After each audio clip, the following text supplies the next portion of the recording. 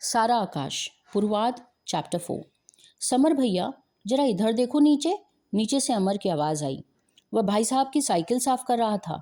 झांक कर देखा, चौक के दरवाजे में 2 स्वयंसेवक खड़े थे। नीचे आया। कई दिन से आप आ ही नहीं रहे हैं, हमने सोचा कुछ तबीयत। सुबह इधर मैंने व्यायाम की दृष्टि से शाखा जाना शुरू कर दिया था। संध्या को बौद्धिक भी जाता था। शादी और अपने मानसिक उद्वेलन के कारण जाने का मन ही नहीं हुआ। बड़ी मुश्किल से उन्हें लौटाया और निहायत उदास पांव घसीटता हुआ लौट आया। ये लोग फिर आएंगे, यह आशंका ही डराने लगी। सचमुच एक तूफान की तरह वह आई और लहर की तरह चली गई। लेकिन घर में चली आती एक स्वाभाविक गति को जैसे किसी ने पकड़कर बुरी तरह झंझोड़ डाला। लगता है जैसे कोई बहुत बड़ी दुर्घटना होकर चुकी है और उसके वास्तविक प्रभाव को सही रूप से आंक पाने में अभी भी मन असमर्थ है। मैं तो कहता हूँ एक मुसीबत आई और चली गई। ठीक ही तो कहा है किसी ने।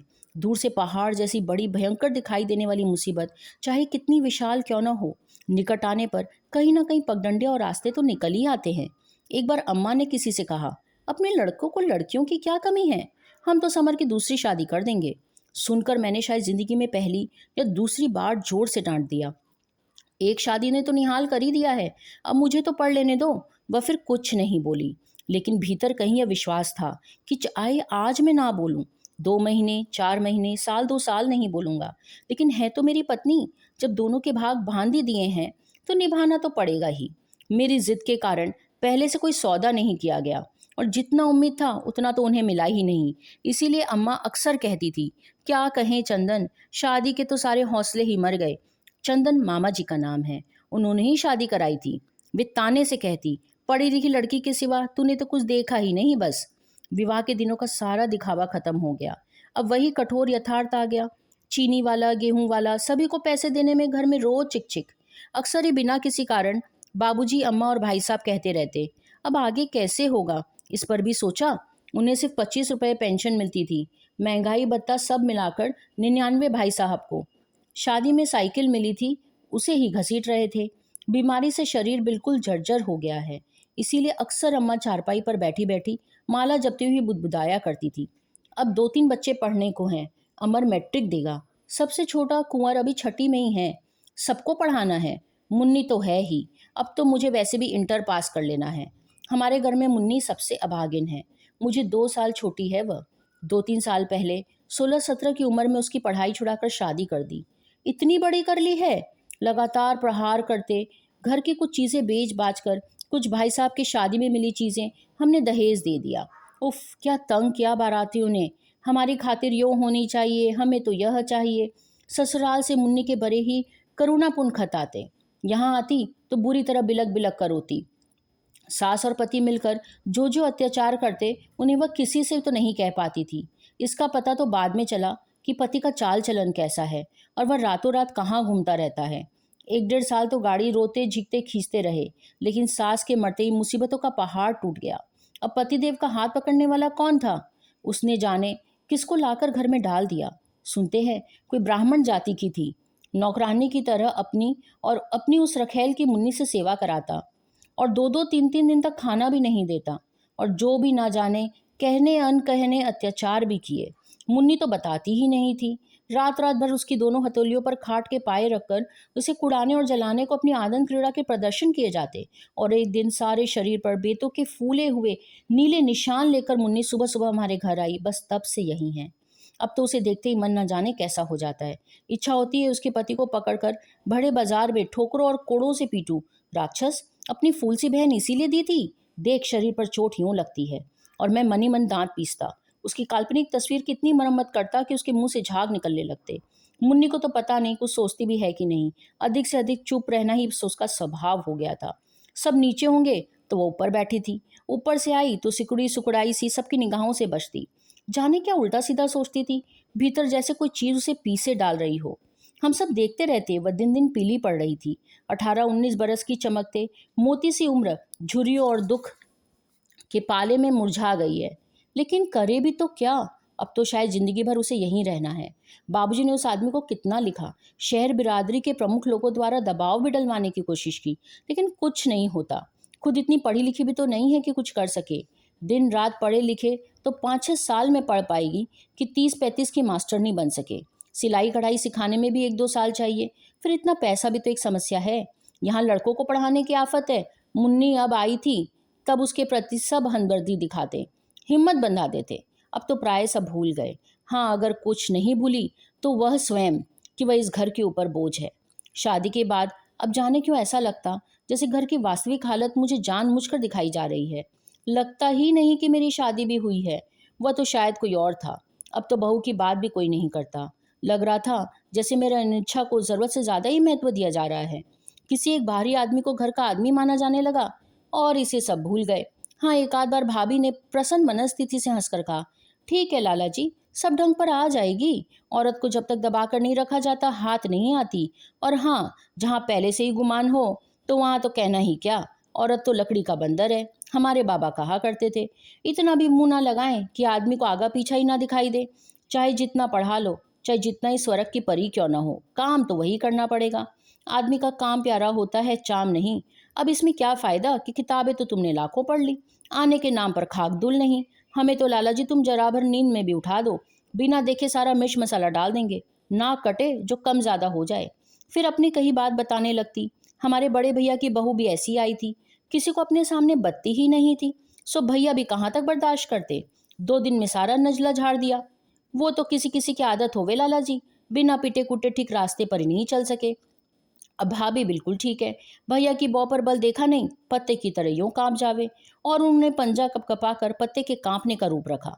जाने क्यों मेरा मन बड़ा भारी भारी रोगी सा होने लगा। जब देखो तब रुपए पैसे की तंगी का बखान, हमेशा यह संकेत कि हमारी मदद करो।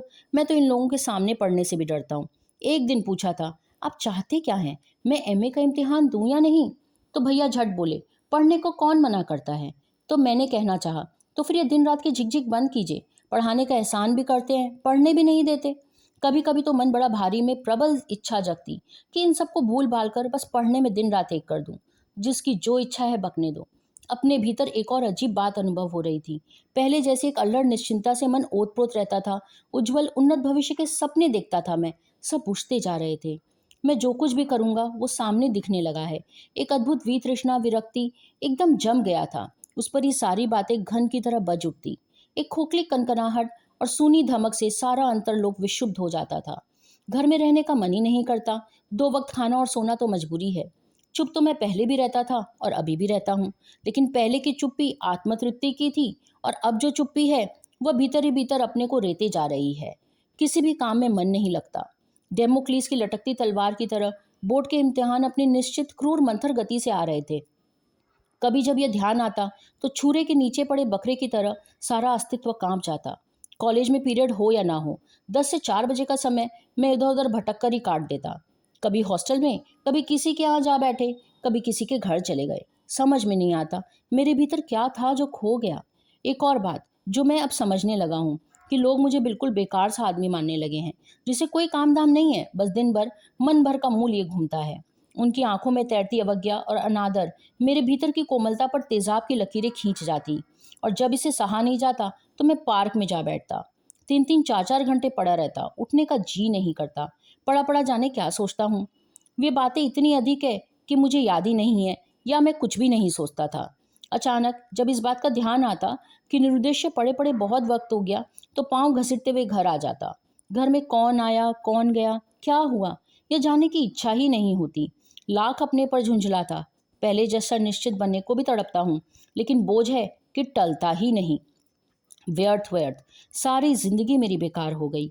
निरर्थक निरुद्देश्य रहे वे दिन जो मैंने जिए हैं, और आगे वाले दिनों के सामने भयंकर अंधकार की दीवार खड़ी हो गई।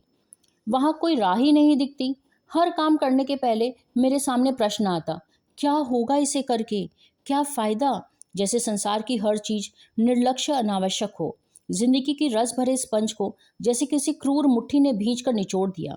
बस कुहासा है जो मन और आंखों के आगे छाया रहता है, निरंतर एक बर्फीली सीलन से उन्हें निष्प्राण रखता है। अनुभव करता हूँ जैसे मकड़ी के जाल में फंसी मक्खी सा किसी चक्कर में मैं उलझ गया, और मेरा सारा जीवन शक्ति का अपहरण करके मुझे बूंद बूंद सुखाकर बाकी बचे फोंक की तरह मेरे कंकाल को छोड़ जाएगा कि मैं खुद मर जाऊं। देख रहा हूँ, महसूस भी कर रहा हूँ। आंखों की ज्योति और होठों की मुस्कुराहट चली गई। गलती जा रही है, लेकिन आखिर रोकूं कैसे? यह घर की चकचक, यह हमेशा अपने मन में किसी अपराध और ग्लानि का परिताप, यह धू धू करता सपनों का लाक्षागृह। कॉलेज के लड़कों को देखता हूँ जो बात बिना बात के हो जोर जोर से हंसते हैं, लापरवाह रहते हैं। इनको किसको बनाते रहते हैं? कभी किसी का मजाक करते हैं। मुझे लगता है जैसे इनमें मैं किसी को भी नहीं पहचानता। ये चलती हुई लड़कियां पर आवाजें कसना, इशारे करना, उनकी टांगों के पीछे चक्कर काटना, धर्मशालाओं में आकर ठहरी हुई सहायता मांगने वाली शरणार्थी औरतों के साथ अपने झूठे सच्चे किस्से बखानता, अभिनेता अभिनेत्रियों की बातें करना, क्रिकेट के खिलाड़ियों की बहस करना, बस मुझे नकली और झूठे लगने लगे। यही क्यों जहां कुछ प्रबुद्ध लड़के राजनीति पर बहस करते, कम्युनिज्म से भारतीय संस्कृति के संभावित खतरों की बातें करते, वहां जाने का तो मेरा मन ही नहीं करता। लगता है ये सब लोग ऐसी बातें करते हैं जिनका जिंदगी से कोई संबंध ही नहीं है। इन सब पर मुझे झुंझलाहट भी आती कि लोग चुप क्यों नहीं बैठते, क्यों दिन रात बड़बड़ करते हैं, क्यों बेवकूफ़ों की तरह उछलते कूदते रहते हैं। क्या फ़ायदा इन बातों से? भाई, मधुबाला संसार की सबसे खूबसूरत एक्ट्रेस सही, लेकिन अशोक कुमार बुढ़ा होकर भी कमाल करता है। फिर तुम्हें उन सब से क्या लेना देना? माना कि असली खेल की अपेक्षा इनकी रनिंग कमेंट्री लाख दर्जे रोचक होती है और स्टालिन की लड़कियां बड़ी बड़ी करतूतें भी खुल रही है। आखिर आप क्या चाहते हैं? सब मिलाकर बाहर का यह सारा जीवन निरानंद, खोखला, अनावश्यक लगता है। कभी कभी इन लोगों का बड़ा रश्क भी होता है कि मैं भी क्यों नहीं इन सब की तरह जी खोलकर हंस बोल सकता, क्यों नहीं उछलकर रास्ते में पड़े सिगरेट के डब्बे में किक लगाकर मेरा भी मन क्यों नहीं करता। मगर मैं क्या करूं, मन ही मर गया है। कॉलेज के लड़कों के दिन रात मनहूस मनहूस सुनते सुनते लगता है जैसे मैं 20 साल का और 20 साल का बुढ़ा हो गया। एक गहरी निराशा, सूक्ष्म किंतु व्यापक थकान मेरी रग रग में बैठ गई है। बादलों के पार लहराता यह भगवा ध्वज मुझसे दिन दिन दूर होता जा रहा है।